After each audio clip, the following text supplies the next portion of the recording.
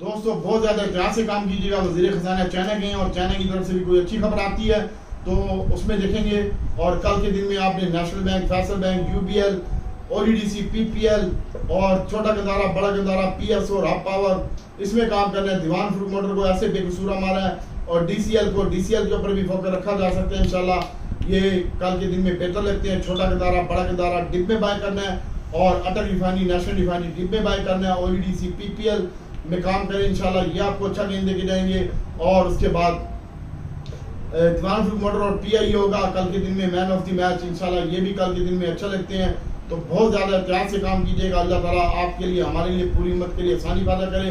दोस्तों आप हमारी नहीं सुनते, मुझे बहुत ज़्यादा दुख है और आज मैं आपकी वजह से बहुत ज़्यादा परेशान हूँ। अल्लाह ताला आपके लिए, हमारे लिए, पूरी उम्मत के लिए आसानी पैदा करे इंशाल्लाह। टेंशन है आपकी और अपनी भी तबीयत सही नहीं है इंशाल्लाह। अल्लाह ताला की ज़ात बेहतर करेगी। दुआओं में याद रखिएगा। अस्सलाम वालेकुम।